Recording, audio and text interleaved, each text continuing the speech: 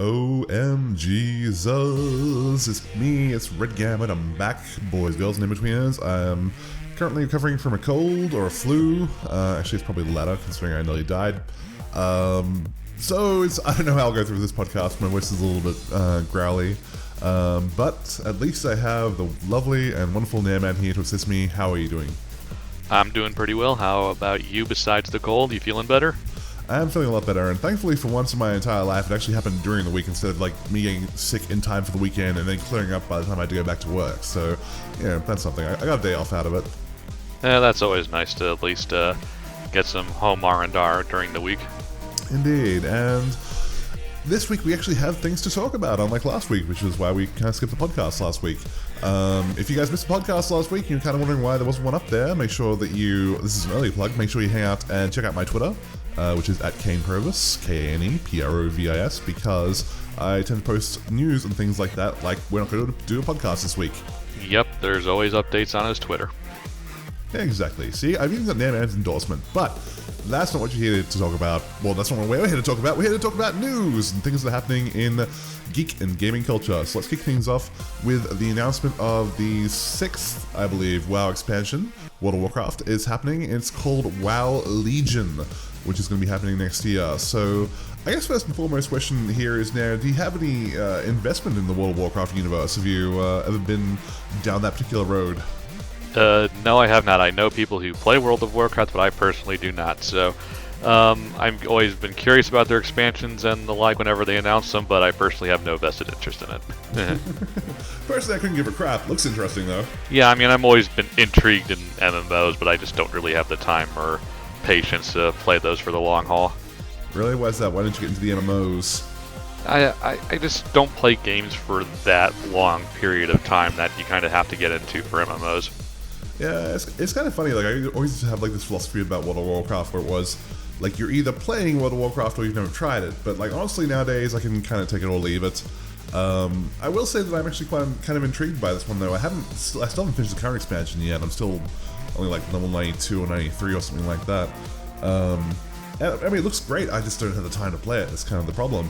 But they've announced like a bunch of new features, as you do with an expansion, and they've introduced a new hero class, which is going to be one of the things that they have announced will be the inclusion of the second hero class. The first one was Death Knights, which happened way back in Frozen Throne, and they're doing the second one now, which is actually going to be Demon Hunters, which is the same class as Illidan, if you have seen him at all. So, which is kind of exciting to me because I always thought they looked cool as fuck.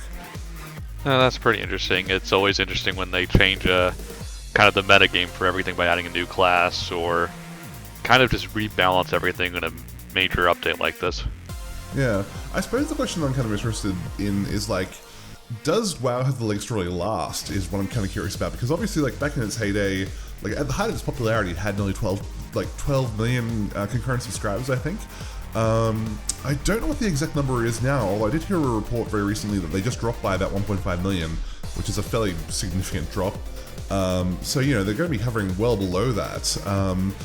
Do you think that like the heyday of the MMO has kind of come and gone, considering that like WoW obviously wasn't the first, but it was obviously the biggest? So, you know, has it sort of become that Call of Duty of its particular genre? A little bit.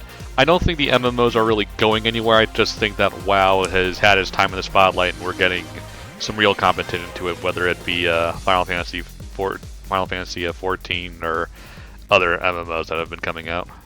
Yeah, and that's completely true. I mean, and also the other thing that's, I mean, I guess to me is like, it did like the previous couple of expansions did give.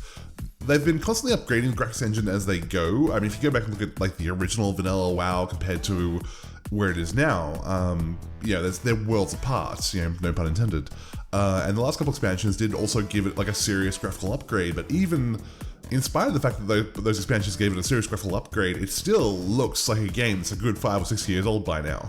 Yeah, I think that's also part of it. The game just looks kind of meh, all things considered. Mind you, for an MMO, I don't think it needs to look particularly good. It just needs to be passable. But yeah, I can definitely understand if people are a bit turned off by its graphical style.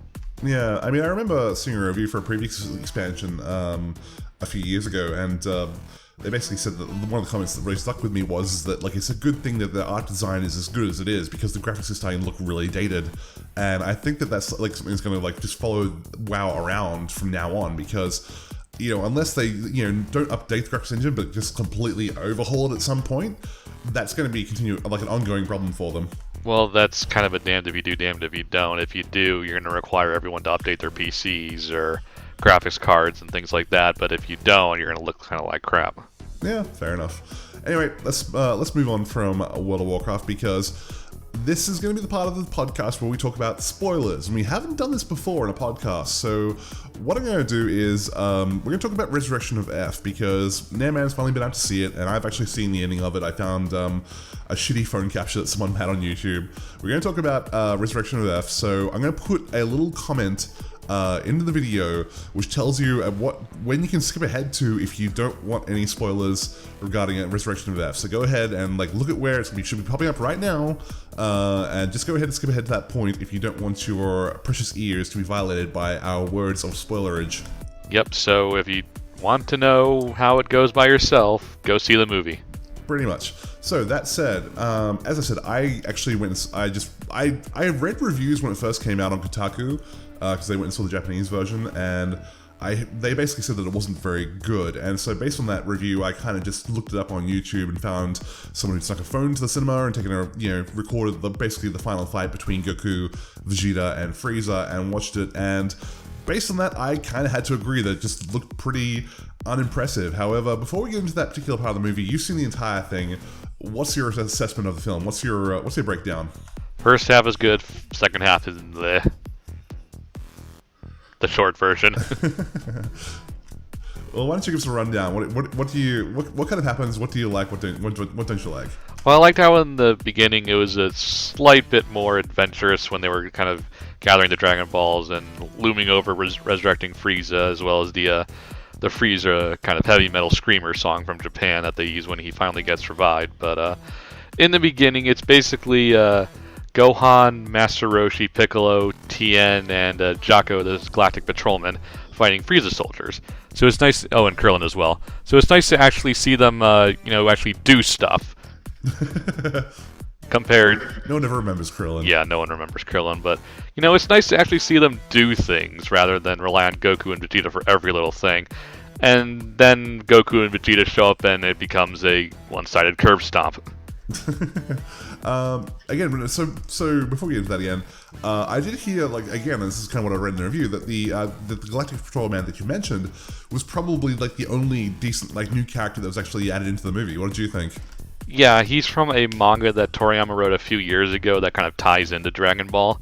Yeah, he's really the only new character in this movie, so it's kind of just interesting to see him there, and he does do a good job being a bit of comedic relief. So I'm glad he was there. He actually contributed to the fighting a little bit, so Galactic Patrolman Jaco is A-okay in my book.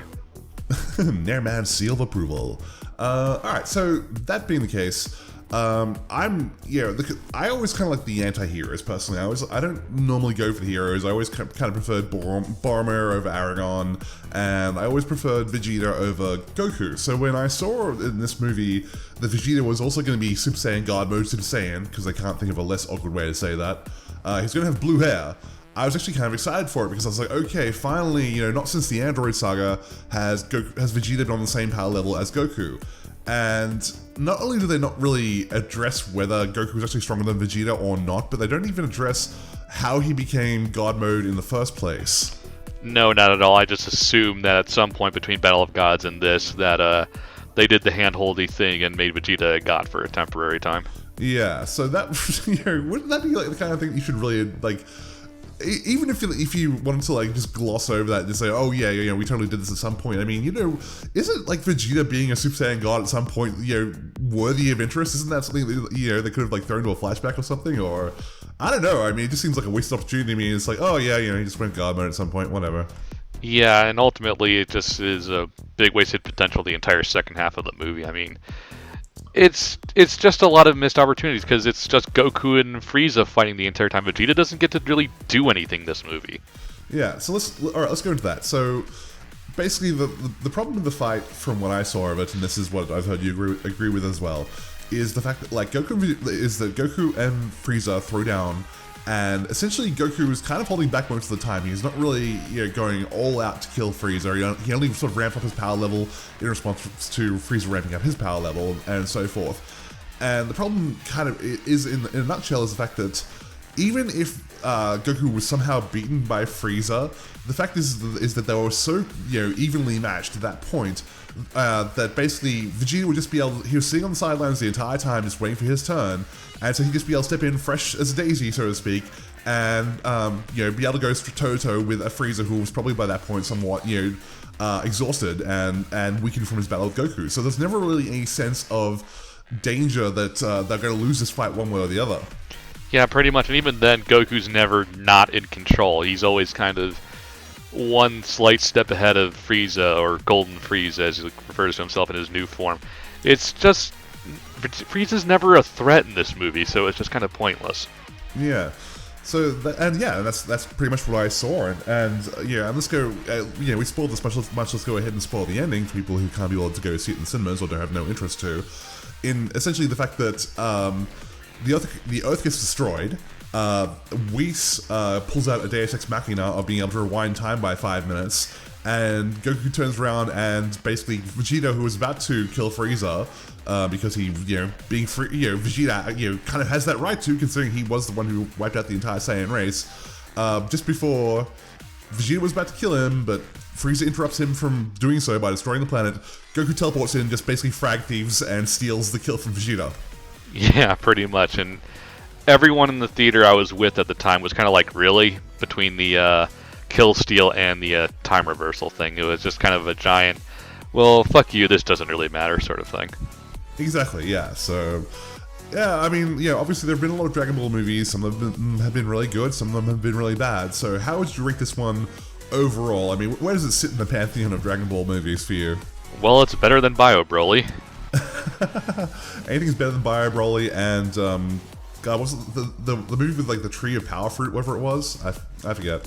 Tree of Might. Tree of Might's actually one of the slightly better ones, all things considered. You think so? Well, compared to some of the later ones we got, yeah. Yeah, so Goku, you have a brother. I don't know, I found it kind of cheesy. Well, it's non-canon, so eh. Yeah, true. Yeah, I mean, I don't know. One of my favorite ones, I think, I like the original. I like the Metal Freezer movie. Sorry, the Metal Cooler movie, I should say. The first Broly movie also obviously is really good. And I'd say probably, I think it's the 11th movie where the Soul Washing Machine machine breaks in heaven and Janema gets released. Oh, yeah, did you like World's Strongest? Which one was that one? That's the one with the mad scientist who wants to possess the greatest body in the world, and everyone kind of has to go to the Arctic and fight all these guys. Oh yeah, that's where they just pull out a bunch of androids no one's ever seen before. Yeah, pretty much, but it was still one of the better ones, I feel. Yeah, that one's pretty good too. Yeah, I definitely didn't mind that one either. So so there's a few good ones. So how would you say it rates compared to those ones? It's slightly lower than average, all things considered. I mean, there are good moments here, but they're just moments, and overall it doesn't feel like anything's a threat, so it's just kind of pointless. Fair enough. All right, well, that's Resurrection of F, guys. If you skipped ahead, well, you didn't hear any of that, so that's cool. If it sounds interesting to you still, go ahead and see it, because I mean, it's not terrible. So that's something for you. Let's move on to one of our favorite whipping boys, a horse that we just can't seem to stop beating, even though it's been dead for weeks. Konami. Good old Konami. What have they done this time? What crazy shenanigans are Konami up to this week? Well, Nayrman, this week they're releasing both Silent Hill and also Castlevania as pachinko machines. Only in Japan. Only in Japan. Well, where the fuck else would you play a pachinko machine? I don't know, but just figured I'd make sure that was clear.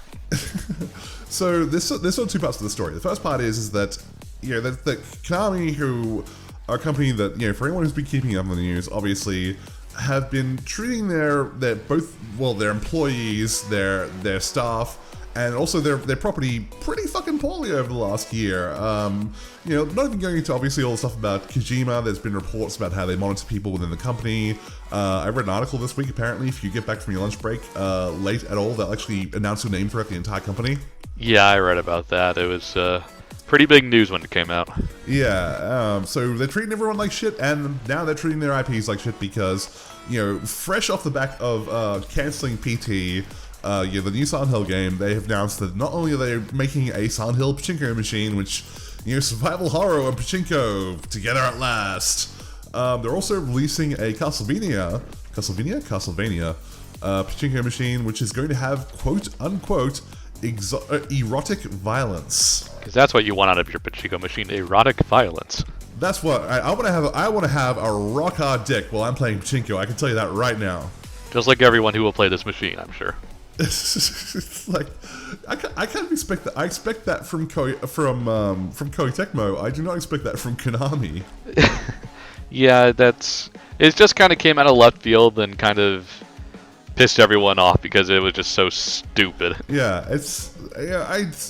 so that's the first part of the story. The second part of the story is that once again, I can't. I'll have to try and see if I can find a link for it. Where I can't remember exactly where I read it from, but essentially, there was a higher up at Konami who once again kind of let it slip that they feel that mobile development is the way of the future, and then were forced to once again. This is the second time this has happened this year. I don't know if it was the same person.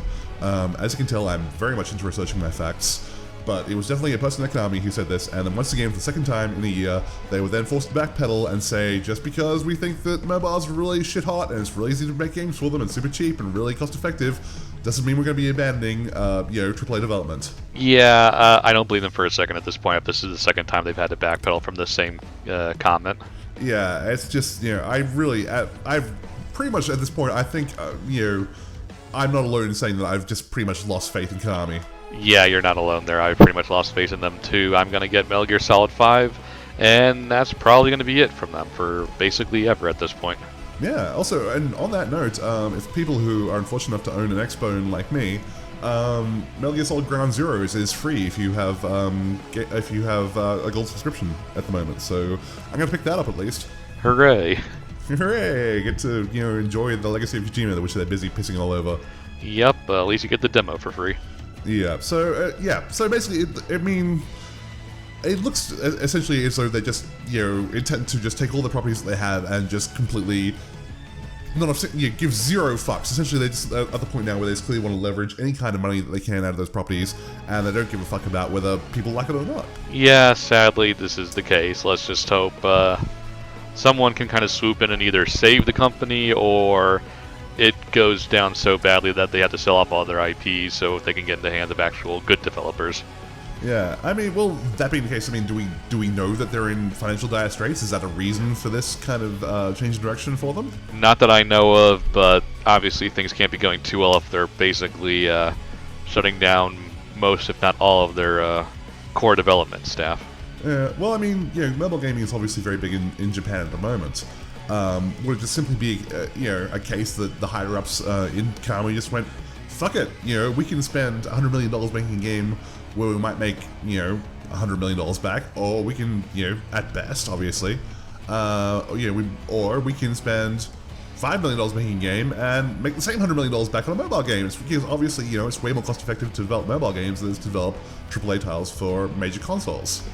Yeah, and I can understand that. It's just one of those. It seems like they're in one fell swoop cutting down entirely on console development and going purely mobile in no transitional period whatsoever.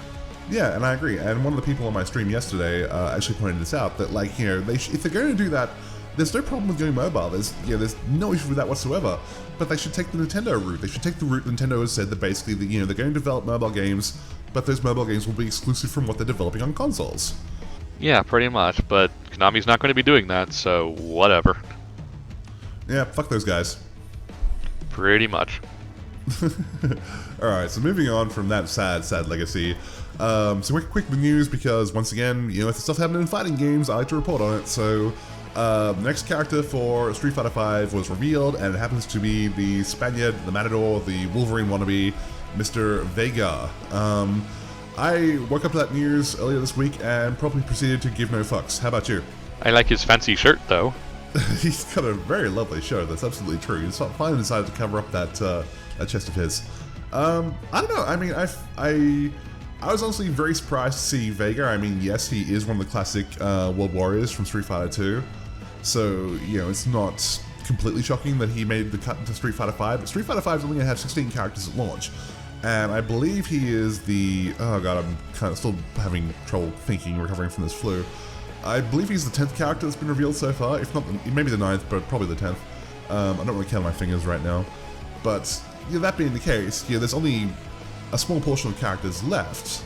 So, does he really deserve to make the cut? In such a limited roster for the initial release, does he really deserve to be in the starting pack? I guess so. He is part of those original 8 from the World Warrior of Street Fighter 2. Sorry, 12. He is part of that initial group, so he's worthy in that respect, but ultimately I think it just kind of depends on how varied Capcom wanted their initial 16 to be, and as far as I can tell, there's not really anyone quite like Vega. Well, he's a charged character. What's interesting though is that, like, in the sense of it being a charged character, they're actually saying that the moment they're basically removing that from him, that he's going to be a character.